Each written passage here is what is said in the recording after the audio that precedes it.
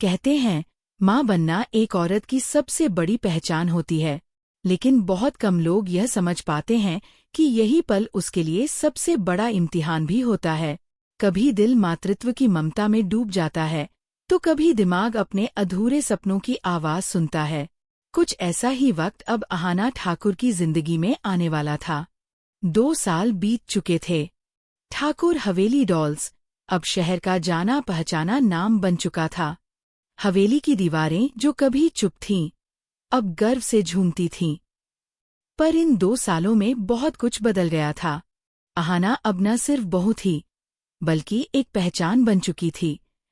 उसका काम अखबारों में छपता था, स्कूलों में उसकी वर्कशॉप्स होती थीं, और औरतें उसे एक आदर्श की तरह देखती थीं। लेकिन अब जिंदगी उसे एक और मोड़ पर लाने वाली थी। एक दिन डॉक्टर की रिपोर्ट हाथ में लेकर अहाना जब घर लौटी, तो उसके चेहरे पर हल्की मुस्कान थी। राधिका, ममता और मिली उसके चारों ओर आ गईं। क्या हुआ, अहाना? मिली ने उत्साहित होकर पूछा। अहाना ने मुस्कुराते हुए कहा, मैं माँ बनने वाली हूँ। कुछ पल के लिए जैसे पूरी हवेली थम गई। फिर अगले ही पल दीवारें खुशी की आवाजों से गूंज उठीं। ममता ने आरती की थाली निकाली, राधिका ने मिठाई बांटी, और मिली तो खुशी से झूम उठी। लेकिन सबसे ज्यादा खुश थी दुर्गा देवी ठाकुर। वो सीधी अहाना के पास आईं, उसका हाथ थामा और बोली, अहाना, तुमने आज मेरी आखिरी इच्छा पूरी कर दी। मैं मरने से पहले अर्जुन के बच्चे को अपनी गोद में लेना चाहती थी, और अब तुमने वो सुख मुझे दे दिया। अहाना मुस्कुराई, पर उसके दिल में एक हलचल थी। रात को जब वह अकेली अपने कमरे में बैठी थी, उसके सामने कुछ सवाल तैर रहे थे। क्या अब मेरे सपने यहीं खत्म हो जाएंगे? क्या मैं अब भी अपनी पहचान बना पाऊंगी? उसने आईने में खुद को देखा, वही अहाना जो सपनों के लिए लड़ी थी, जो हवेली की परंपराओं से भिड़ी थी, जो अपनी मेहनत से सबका सम्मान जीत चुकी थी। पर अब वही अहाना अपने आने वाले बच्चे के ख्याल से डरी हुई थी। अगली सुबह दुर्गा देवी ने उसकी खामोशी महसूस कर ली।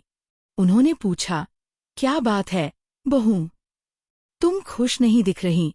अहाना ने सिर झुकाते हुए कहा, माँ, मेरा सपना था कि मैं एक बड़ी बिजनेस वुमन बनूं।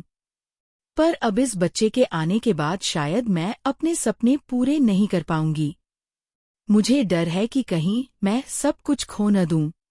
कुछ पल के लिए हवेली में सन्नाटा छा गया।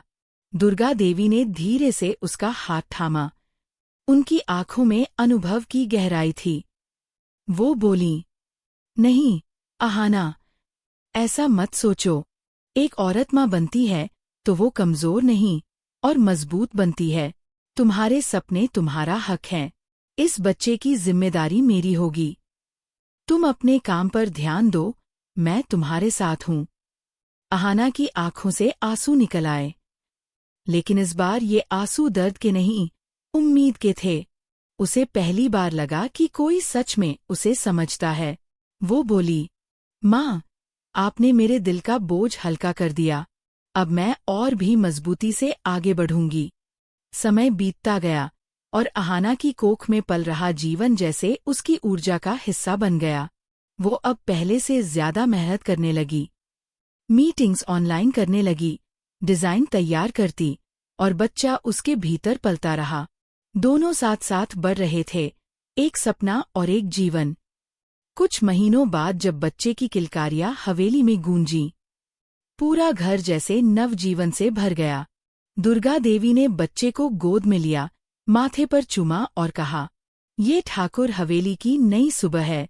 पर हर नई सुबह के साथ एक नई परीक्षा भी आती है।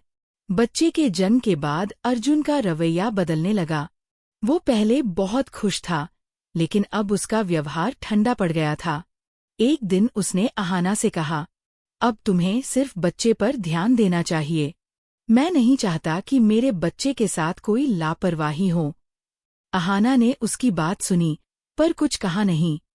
उसका दिल जानता था कि अर्जुन गलत नहीं है। माँ बनना एक बड़ी जिम्मेदारी है, लेकिन उसका मन यह भी कह रहा था कि उसकी पहचान सिर्फ माँ तक सीमित नहीं है।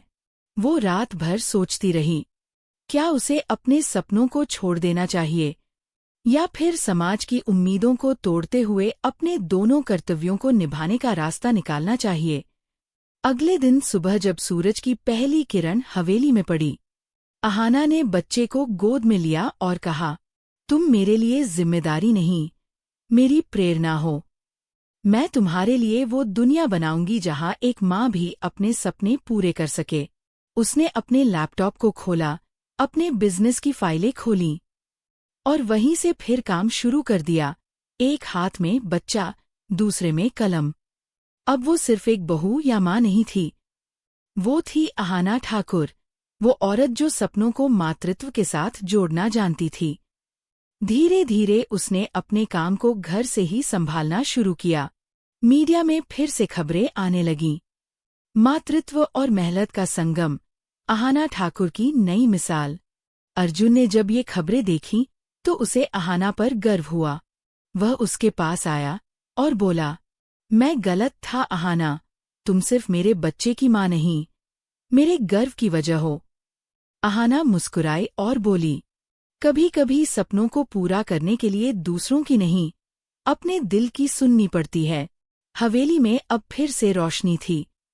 जहां पहले सपने और जिम्मेदारी दो अलग राहें थीं, अब वो एक हो गई थीं। और यही थी अहाना की असली जीत। एक ऐसी औरत की जीत जो माँ भी है, बेटी भी, बहू भी और एक प्रेरणा भी।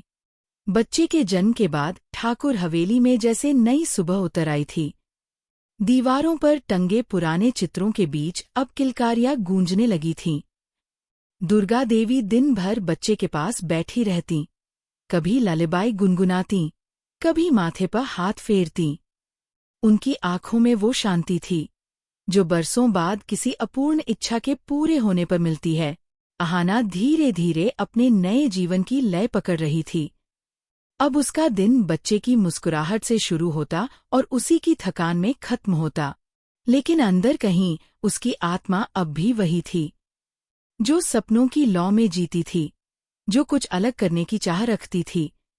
रात को जब सब सो जाते, अहाना अपने बच्चे को गोद में लेकर हवेली के आंगन में बैठ जाती। ऊपर आसमान में तारे टिमटिमाते और वो सोचती, क्या मेरा सफर यहीं तक है? क्या अब मेरे नाम के आगे सिर्फ माँ लिखा जाएगा? उसी वक्त दुर्गा देवी धीरे से उसके पास आकर बैठीं। उन्होंने कहा, बहू, मैं जानती हूँ तुम्हारे मन में सवाल हैं, पर याद रखो, माँ बनना तुम्हारे सपनों का अंत नहीं, उनकी नई शुरुआत है। अहाना ने उनकी ओर देखा। माँ, मैं चाहती हूँ कि मेरा बच्चा मुझे देखकर सीखे कि एक औरत क्या कर सकती है, पर मुझे डर है कि कहीं समाज, कहीं अर्जुन मेरे कदम न रोक दें।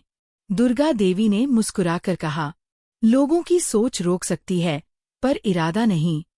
तुम्हारा बच्चा तब गर्व महसूस करेगा जब वो देखेगा कि उसकी माँ ने हार नहीं मानी। अगले ही दिन से अहाना ने फैसला किया, वह घर से ही अपना काम शुरू करेगी। उसने पुराने वर्कशॉप का हिस्सा फिर से सजाया। एक तरफ बच्चे का पालना, दूसरी ओर उसकी लैपटॉप और फाइलें। अब वो एक साथ दो भूमिकाएं निभाने लगी, एक माँ और एक उद्यमी। धीरे धीरे उसने ठाकुर हवेली डॉल्स के डिजाइन में नई दिशा दी। अब हर गुड्डी में मातृत्व की झलक थी। कहीं एक औरत अपने बच्चे को गोद में लिए थी, कहीं बेटी अपने बुजुर्ग माँ बाप की सेवा कर रही थी।